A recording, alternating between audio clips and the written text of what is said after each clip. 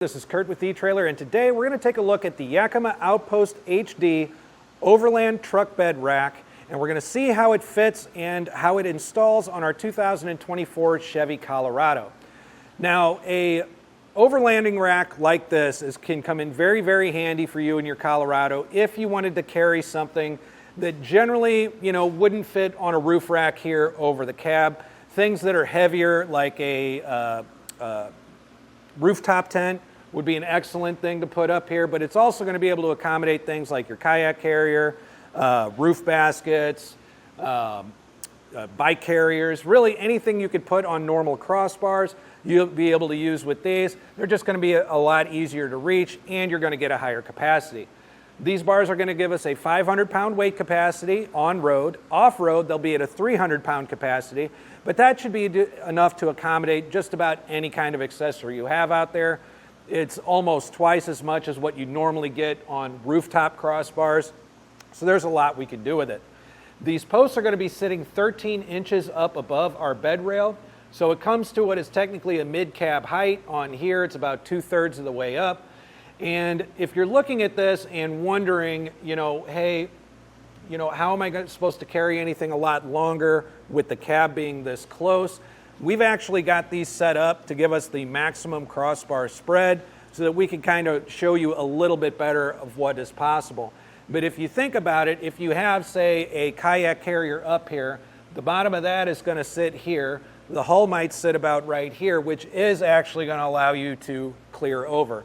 A rooftop tent, if you've got it opening this way or out toward the back, generally they're going to open up much to the same direction as whatever the entrance is.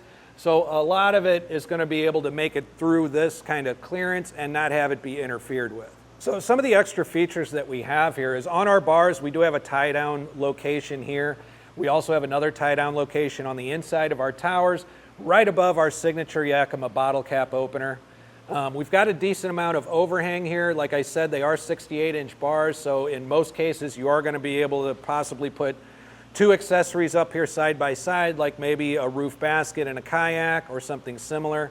You do also have opportunities to be able to add to it and carry more. There is a sidebar kit that you could purchase through eTrailer, and that is going to be able to connect your towers here, allowing you to mount things across the middle, like paddle holders, and things like that. You could use the bottom channel here along with the top channel if you wanted to mount light kits or any other T-slot accessories. And overall, this can be an extremely versatile rack for you and your Colorado. But I had mentioned that we set this up specifically to get the maximum crossbar spread. So I've got my measuring tape here. Let's take a few measurements and see exactly how this is fitting on the Colorado. As far as our crossbar spread, which is important to understand because that lets you know which rooftop accessories you're going to be able to use with it. We did maximize our crossbar spread, and with that, it's going to come out to 42¼ inches. So whatever rooftop accessory you're looking at, the minimum spread has to be at least that. But generally speaking, nothing out there that I've seen is going to have that as like a minimum or maximum spread so much. And we do have the ability to move these towers forward and back. The distance from our rack to our back windshield here is about 8¼ inches. So that's how much clearance you have here. But again, if there's a certain rooftop accessory that I'm using that the cab does interfere with, I can always loosen the clamps on this, and we could always move it back to be a little bit closer. We just have to pay attention to how close our bars get to make sure we could still use that accessory. This rack is made of a powder-coated aluminum, which is going to make it extremely durable and corrosion resistant, but also make it really lightweight. So this is actually a fairly simple rack to install on your own or with one friend. So stick around. I'm going to show you exactly how we got these up on our truck bed. So to begin our installation, we first need to attach our tower bases onto our side rails. So we've got one of our tower bases here. There are two different types you're going to have. One is going to have this type of attachment. The other is going to be a much wider attachment. I like to set these up so that these are on the same side of the vehicle. This attachment is the one that goes with our lock cores that allow us to lock our towers down onto the bed rail so that any thieves or anything can't come along and just take them. So the way I like to set it up is I've got both of my lock cores are going to end up being on my driver's side. So we've got this. Each of them are going to take 2 of these clamps, 2 of these bolts along with the metal block, and we've got our 3 tools laid out as well. So I'm going to start out by just putting this up here in the general area that we're going to have it on our sidewall. It does have a nice kind of rubber pad on it, and that's going to do a great job of, you know, keeping your side rails from getting damaged and keeping this from sliding around on you at all. So once we've got that in position, we'll get in the truck bed and start applying our clamps. I've got this in a position to where I want to get it as far away from the cab, as close to the tailgate as possible. And there's nothing that says you have to do it this way. It's just that we're setting it up to give us a maximum crossbar spread. So underneath the rail here, the lip of the rail, there, if you feel back and forth, you're going to find some areas where these clamps are going to get kind of stopped. Basically areas that we're not going to be able to put them. Now, the base itself has these ovular slots. So we have places we can put the clamps. We just want to make sure that we're lined up in a way that we're not going to get any interference. But we're going to take one of our bolts and one of our metal blocks, and we're just going to drop it in the slot right there just like that. With the rubber end, or the longer end of our clamp, that's going up underneath our side rail. And I'm positioning this so that while it's staying straight, it's also as far back as we can really get it. It's going to end up being about right there. And I'm just going to start hand tightening this down a little bit, maneuvering it around, because again, I want to make sure that this stays flush on here, and it's also in a position where I can move it back if I need to. So I'm just going to hand tighten this in a little bit. There we go. Just kind of keep it in place right there. And I'm going to do the same thing up here in the front. I like to set the clamps up so that they're as spread out as I can get them, but sometimes something back here is going to interfere with that. It actually looks like the position we're in right here, there is something that's going to block it right in here. It's kind of toward the front of our slot, so I am going to position this to be just a little bit further back from that. And then I'm going to drop my block and bolt in, and I'm going to do the same thing. I'm just going to kind of hand thread it. I want to keep it maneuverable just in case it shifts a little bit on us before I tighten it down completely. Now that we've got these mostly threaded in, we're going to take this large L tool, and I'm going to make sure that my base here is flush and is moved as far back as I can get it before I tighten it down completely. So now that I've got it in a good position and my bracket's on straight, it's completely catching behind the lip and all the way to the top of it. So now at this point, I'm going to go ahead and tighten it down with my tool here. And I'm going to get that really good and hand tight.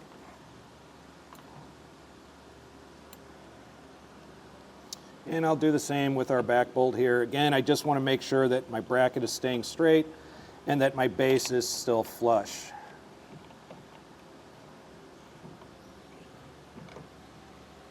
Now that we've got our bases set to our side rails on both the driver and passenger side, it's time to get our bar prepped. So we're going to take our crossbar and we're going to turn it over to its underside. And at this point, I'm going to take the smaller of this tool. It comes in 2 different sizes. I'm going to take the smaller one. And this bolt right here is what is keeping our end cap attached. I'm going to go ahead and loosen that up and get this end cap removed.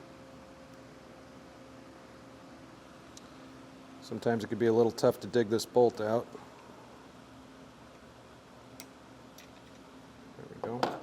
And then once we have that out, we're going to go ahead and remove our end cap. And then we're going to take these blocks here that have these 2 bolt holes in it, and we're just going to slide those in to this bottom T-channel, just like so. And once that's done, we're going to go ahead and replace our end cap. Our next step is going to be to install our towers onto our bases. As far as how they're positioned, the towers for each bar, the front bar and the back bar, the feet of them should be facing each other. So my rear bar is going to be facing toward the cab, my front bar is going to be facing toward the tailgate, and they should be slanted inward toward the center of the truck. So we're just going to drop this into place right here. There's a lip to it, so I'm going to kind of slide it in and down. Then this is going to push up over this lip, making kind of a clamp. And then I'm just going to hand tighten this down for now.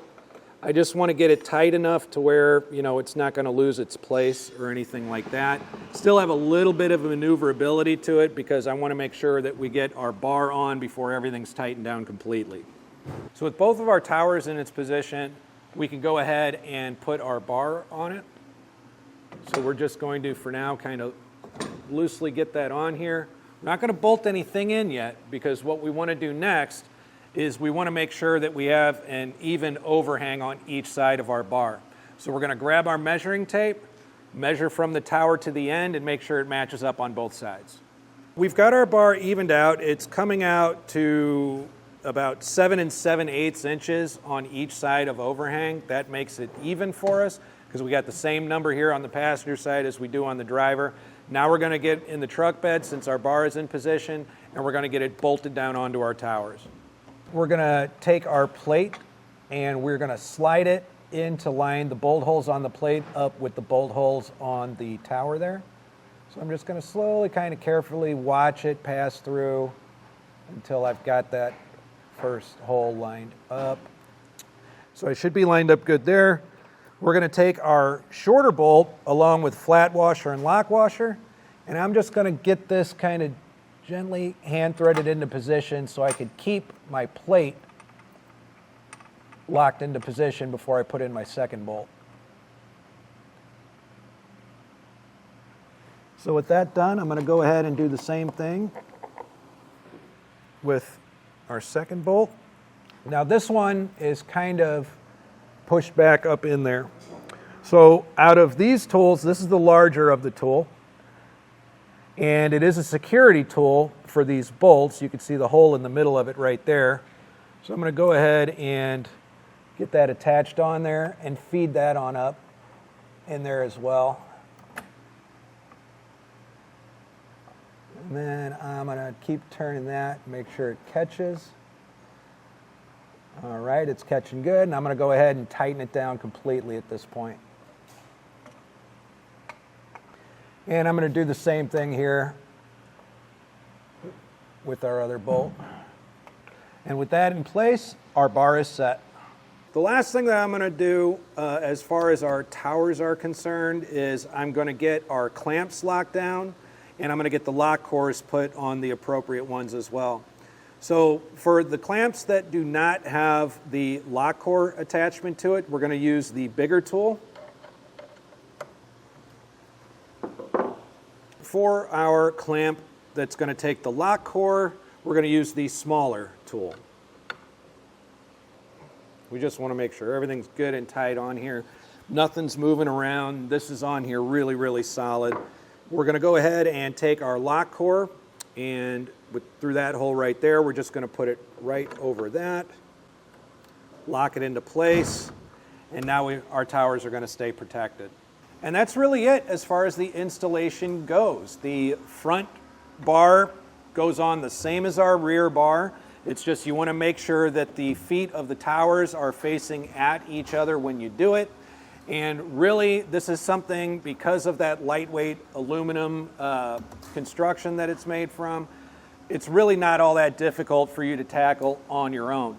But if after watching this video, you decide that this is the truck bed rack for you and your Chevy Colorado, and you get it, you install it, you use it a few times, please share with us what you think about it in the comments below. We would love to share your story with our other neighbors so they can make the best decision for themselves.